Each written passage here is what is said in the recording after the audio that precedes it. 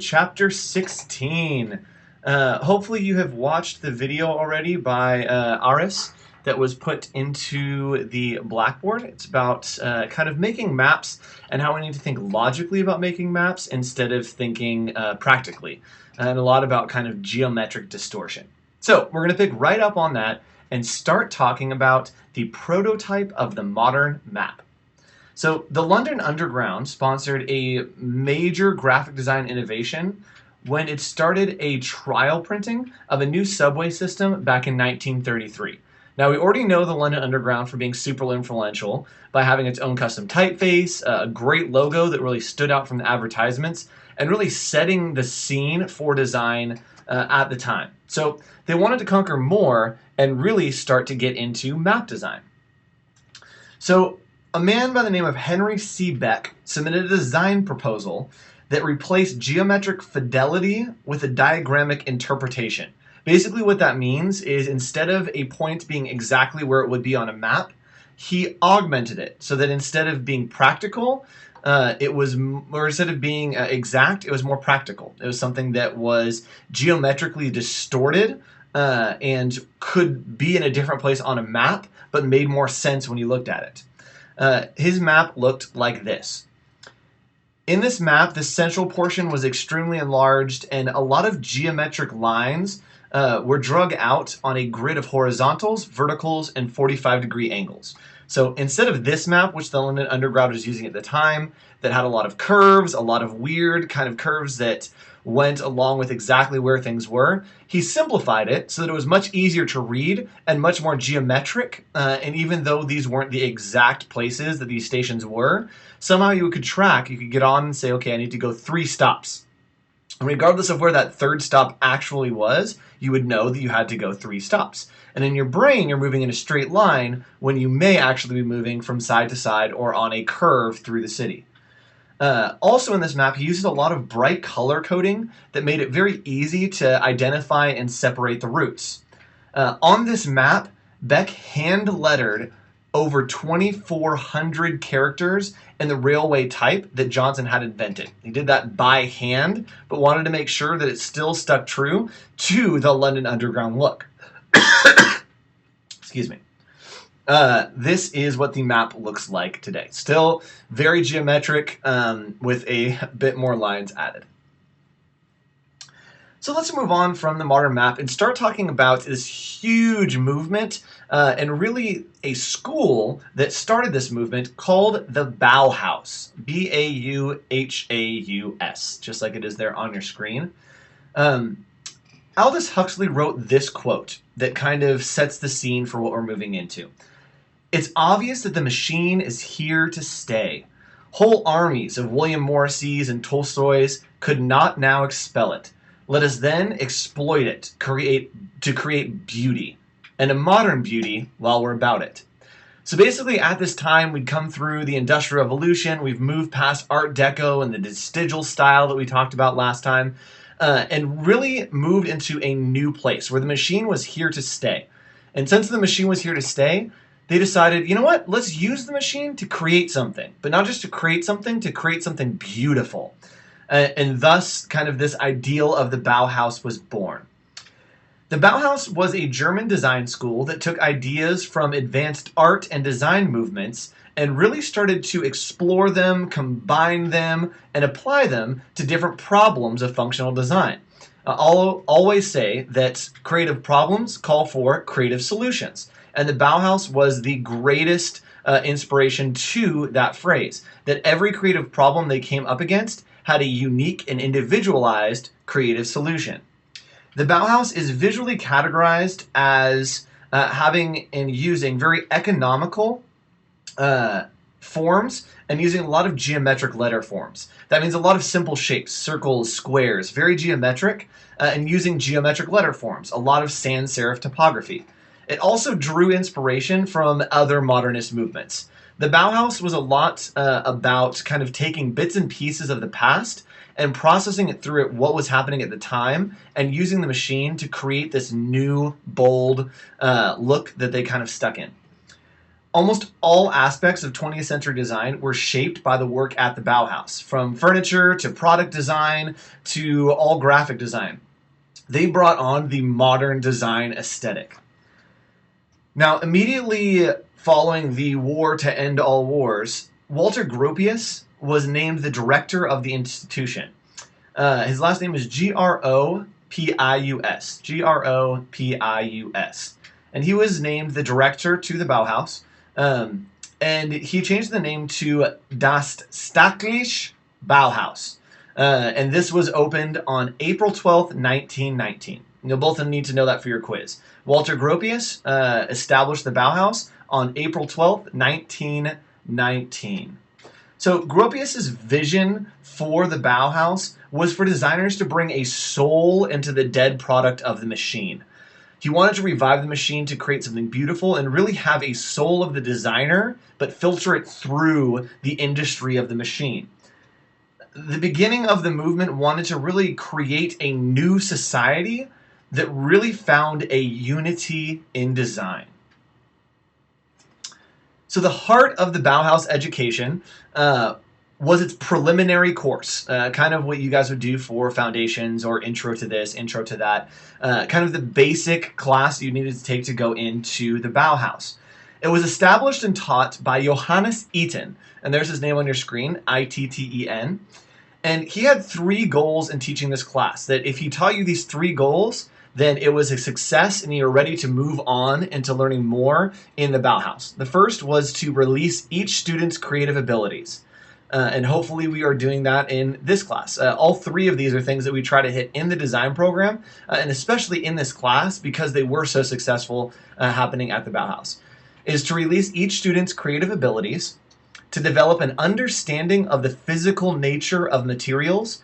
So that's really understanding how something feels, how it works, how it moves, what kind of textures it creates. We do this when we do the wood stamp printing, and also when we do something a little bit later on in the semester. And the third is to teach the fundamental principles of design. Of course, you need to have some kind of fundamentals of how to design, why things work the way that they do, and how you should be doing them to make them work even better. In the spring of 1919, the vestigial movement was introduced into the Bauhaus.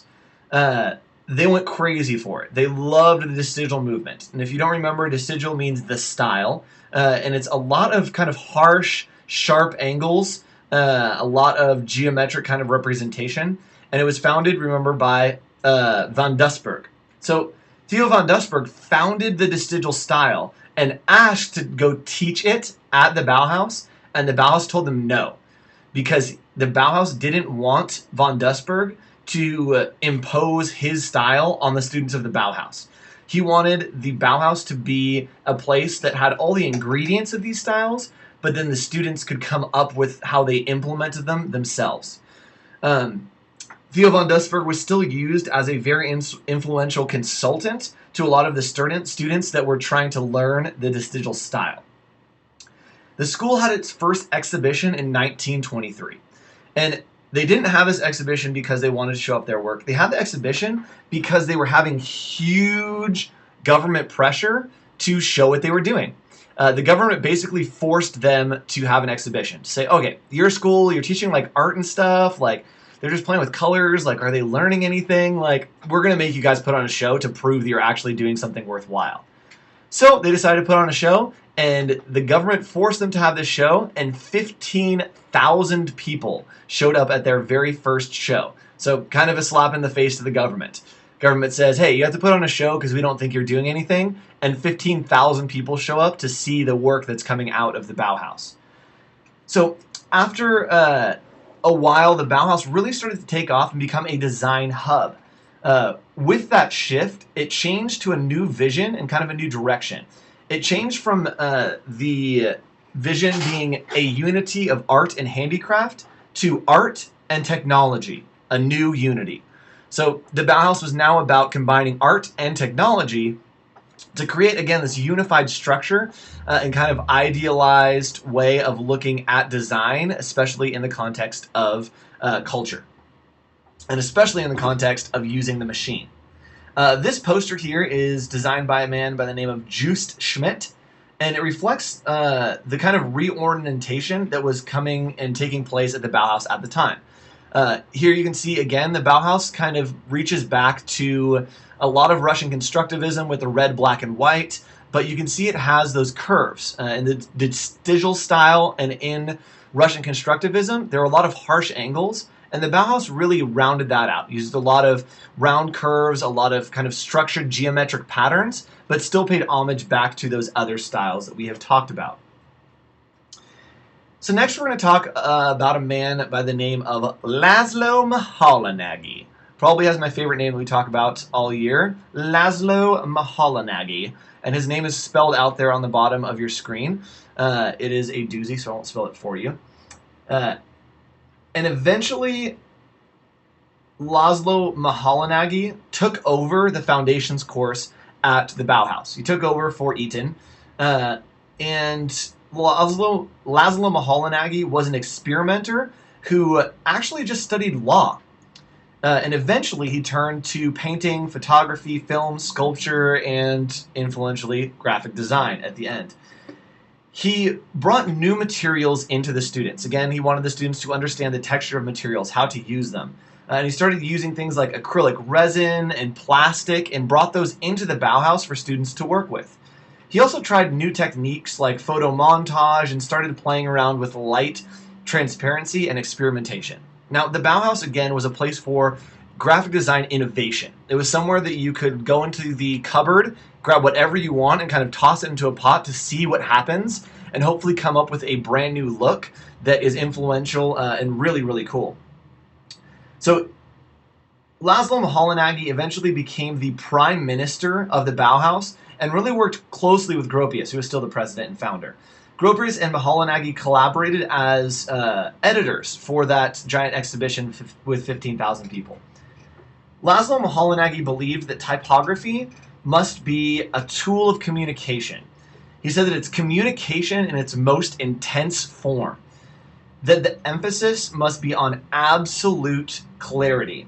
So he wanted all of his type to be very clear, but also have a voice, also to communicate more than just what it was saying, to communicate emotion, to communicate feeling, and to communicate kind of a tone of voice as it was speaking.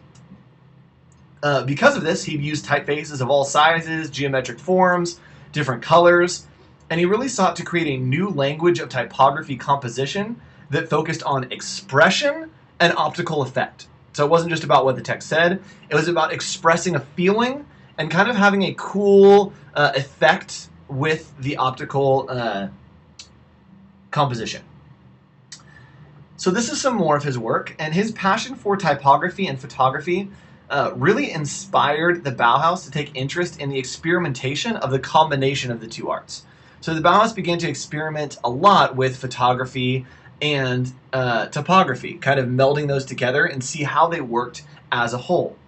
He was convinced that design was moving toward, he was convinced that design was moving toward a style that pretty much only included poster design that used this style that he kind of coined called typophoto, which means it's using photography and typography where the typography is part of the photo. Now, Moholy-Nagy was also a photographer. He would use the camera as a tool for design, though. He wasn't just taking photos to take photos. He would use it as a tool for his design. He's very well known for using a bird's eye view and a worm's eye view. We know a bird's eye view is from the top, kind of overarching, and a worm's eye view is kind of from the bottom, looking from a small detail up into something larger. Think kind of the scenes in A Bug's Life would be a worm's life view.